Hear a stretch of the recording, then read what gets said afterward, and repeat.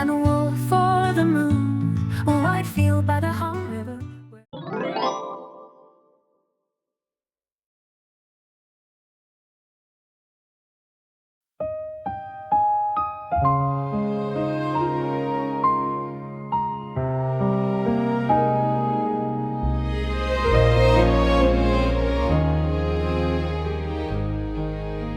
Those magpies.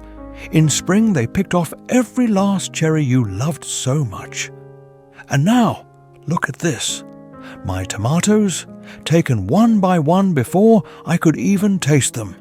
Well, I can't really blame them. Fruit and vegetables that grow on good soil under the full sun ripen with a sweetness too rich to resist. In every well-ripened fruit, there hides a mysterious, harmonious flavor. Not like the sugar-sweet taste in that instant coffee mix you secretly licked. This sweetness is something different, deeper. How should I put it? You wouldn't know it yet, but it's like the taste of a first love. A sweetness born from the balance of yin and yang. Stick to your body type diet, and before long, even you, Coco, will find love settling in. Your very first love, which you've yet to know. Come to think of it, today is Chilseok, isn't it? The 7th night of the 7th moon. And when it rains on this night, people say the raindrops are the tears of Gyeonu and Jiknyeo. Tears of joy as they meet again. Yes, Coco. The tears they shed in their once-a-year meeting hold that same sweet balance. The taste of love.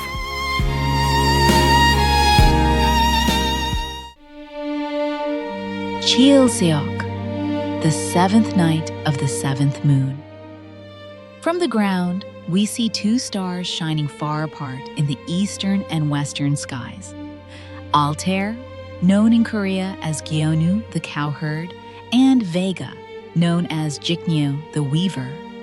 According to the movement of the constellations, once each year, on the 7th day of the 7th lunar month, the two stars draw near and meet in the Milky Way. People called this day Chilseok in Korean tradition. They believed that if you made a wish on this night, the heavens would grant one wish, most especially a wish for love. Why Altair came to be called the cowherd and Vega the weaver is not entirely clear. Perhaps the cluster of stars around Altair looked like a man driving cattle, and those around Vega resembled a woman weaving cloth. Most old folk tales carry a sorrowful love story. And truly, what story in human life could be more meaningful than love? On the metaphysical level, when the balance of yin and yang is expressed, it takes form as a spirit, what we call love. Because nature itself holds love, so too is love given to humankind. On the physical level, in the natural world, when fruits and vegetables ripen fully, they carry a curious sweetness, not the simple sugar-sweet taste, but a deeper, more harmonious flavor, a savor that makes you long for another bite. This is the taste of yin and yang in balance. Thus, the taste of love is like umami, a harmonious sweetness found in nature. And just as no one forgets the savor of a delicious meal, who could ever forget the sweet taste of love? Ojakgyo, the bridge of crows and magpies. There is also a legend about the night of their meeting. It is said that crows and magpies from the earth fly up to the heavens and, stretching out their bodies across the river of stars, they form a bridge across the Milky Way. Around this time of year, in places like Korea and China, crows and magpies are seldom to be seen, and it feels as though they might have all gone off on summer holiday. And if it rained on that night, they said the rain was the weaver's tears. If the rain came as a heavy downpour, it was said that the tears of both lovers had burst forth together.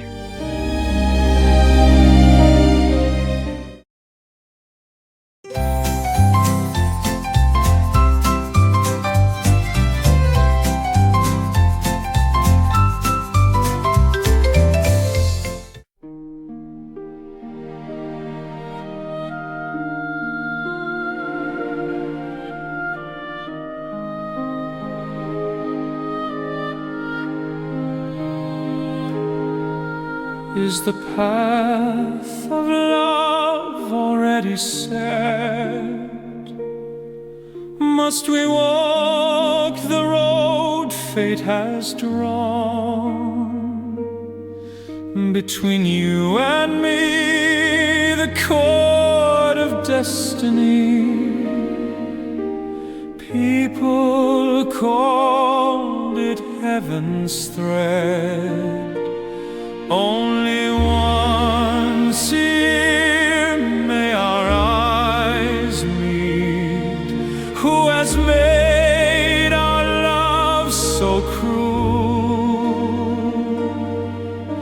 Across the Milky Way we must live apart, and only upon its waters may we meet at last. Our sorrow, too deep for words, becomes a rain of love.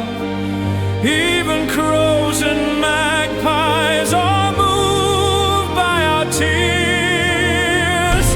Gyeonu the herdsman, Jiknyeo the weaver. When Ojakgyo rises, their hearts are reunited. Bound by a fate no soul can escape, they part at dawn, an agony sharper than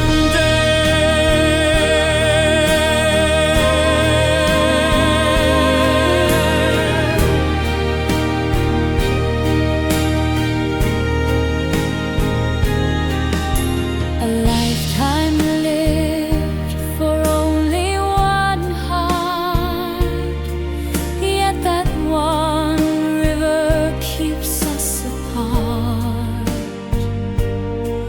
Only once a year the bridge is laid. We walk toward Ojakgyo, 1,000 miles of heart.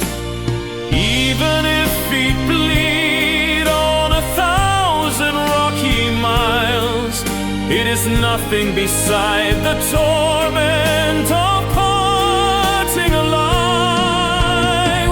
Once a year the wonder too deep to bear. On Ojakgyo, tears overflow in the air. Drawn by a force no soul can flee, they part at dawn, an agony untold. In July sky, the Milky Way deep, their tears on earth pour down as floods that weep. If in a dream one longing remains, let there be a boat to cross to the other shore. A boat that opens the